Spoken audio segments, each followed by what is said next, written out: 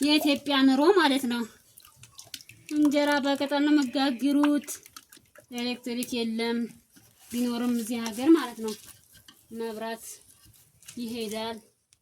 ያው እንጀራ እንትን ልበላችሁ ትኩስ እንጀራ ብሉ ማለት ነው። እና ተለምዱታላችሁ ልጆቼ። እንደዚህ ነው። ኧረ እኔ እዛች እንደዚህ አላደርግም። ኧረ እኔ እዛች ልጠቁር ነው። ኧረ እንደዚህ ነው። የለም በቃ ተለምዱታላችሁ። ብሉ። ስንዴና ጤፍ ነው። እሺ ይህን ማሳደጋገርኩት ነገሩ እየለመድኩ ነው ማለት መቀባቱ እንትን ብሎኝ ነበር። አልለመድኩት ነበረ ማለት ነውና አሁን ለምጃለሁ። እንደዚህ ቢጃማ ለብሳችሁ የማትፈልጉትን ቢጃማ ለብሳችሁ መጋገር ነው። ያው ግድ ነው። ትዳር ስትይዙ እናት አባታችሁ ቤት ከሆነ እንኳን ምን ችግር የለውም ለጥባችሁ፣ ግን ትዳር ላይ ስትገቡ ቀጥታ ማለት ነው ሰው ይመጣል ምናምን በቃ ልመድ ምናምን የለም። በቃ እንደ ሁኔታው ይኸው ቤተሰብ አንድ ቀን ሁለት ቀን መቶ ያያችኋል። ከዛ ሁሉም ወደ ራሱ ሄደል። ገባችሁ? ከዛ እናንተ ናችሁ የምትቀሩት። ሁሉንም ነገር ተለምዳላችሁ ማለት ነው። እና የኢትዮጵያ ኑሮ እንደዚህ ነው። ያው አዲስ አበባ ናችሁ የራሳችሁ ኮንዶሚኒየም ኑራችሁ በኤሌክትሪክ የማጋግሩ ከሆነ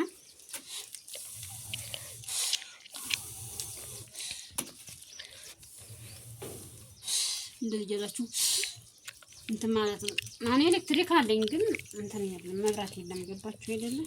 እንደዚህ ነው። ይሄዳል ይመጣል። ብዙ ጊዜ በቃ ለመጣድ እንትን አይሆንም። ግን ለወጥ ጥሩ ነው። ያው ሁሉንም እኔም ቆጣቢ ገዝቻለሁ። ሁሉንም እናንተ መግዛት አለባችሁ። ወደ ሀገራችሁ ትመጡ በመብራት ብቻ ነው መጋግረው። እንደው የሚያስቁ በማሽን ነው ልብስ ማጥቡ። እዚህ ሀገር ማሽን ራሱ እንትን አይችልም።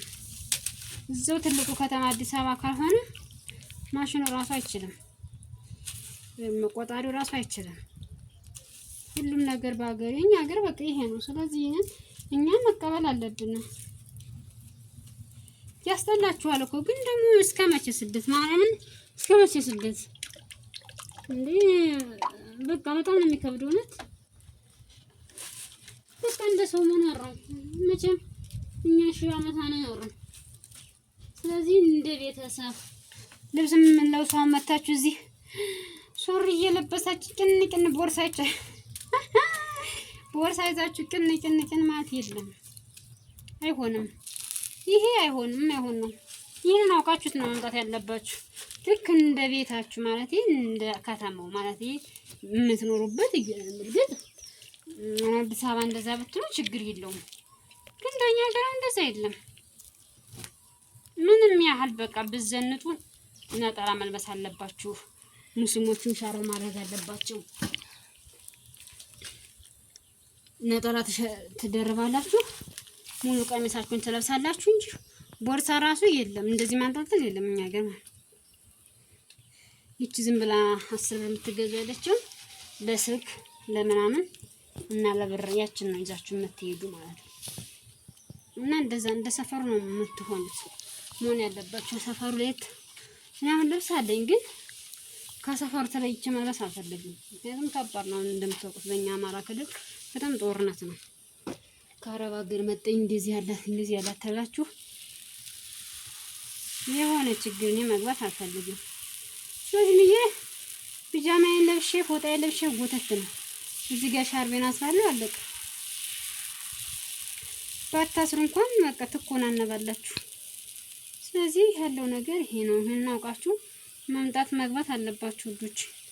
ይሄ እርግጥ ማለት ከባድ ነው፣ ግን ደግሞ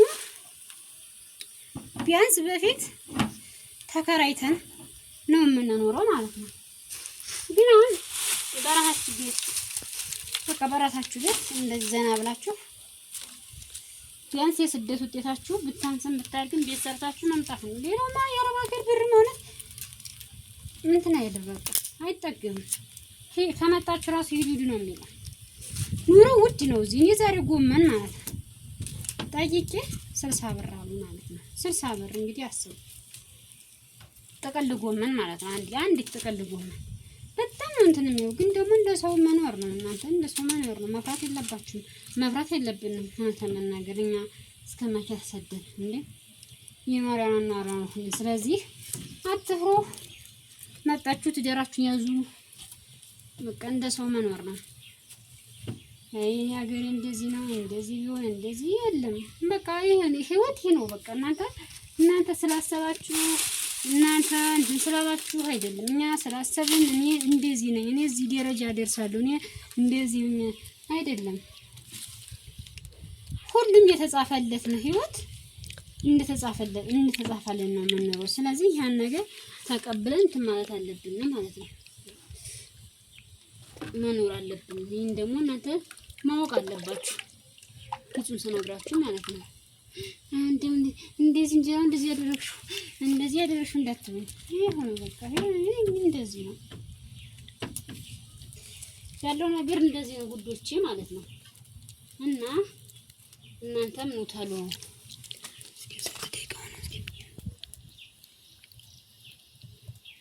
6 ይቀራል።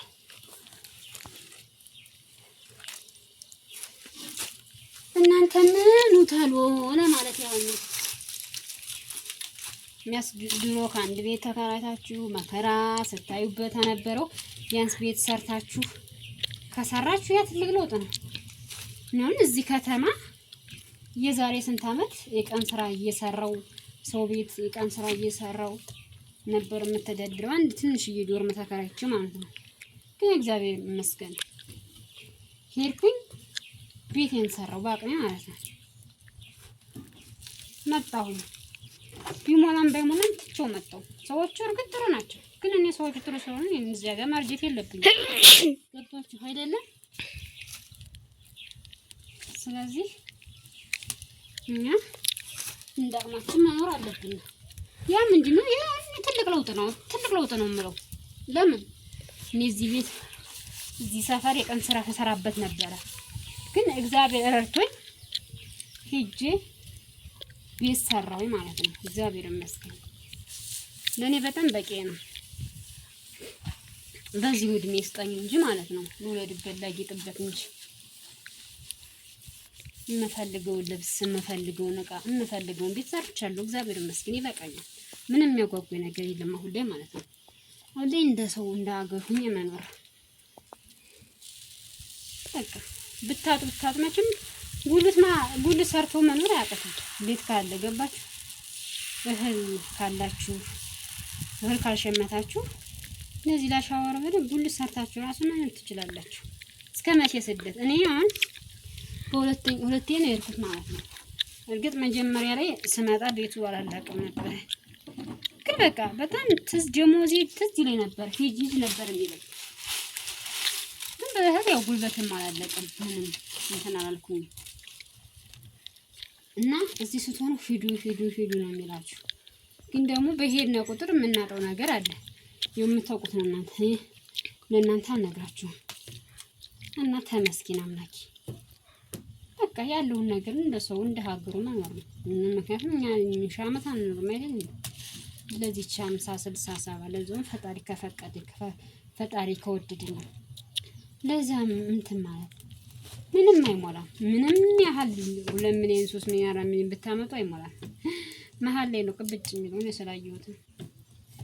ስለዚህ ግን ዋና ትንሽዬ ማረፊያ ካላችሁ የራሱ ጉዳይ ብላችሁ መምጣት ላጥባችሁ መምጣት አለብን። ስለዚህ ውዶቼ ማለት ነው አበረታቱኝ። እንጀራ እንብላ።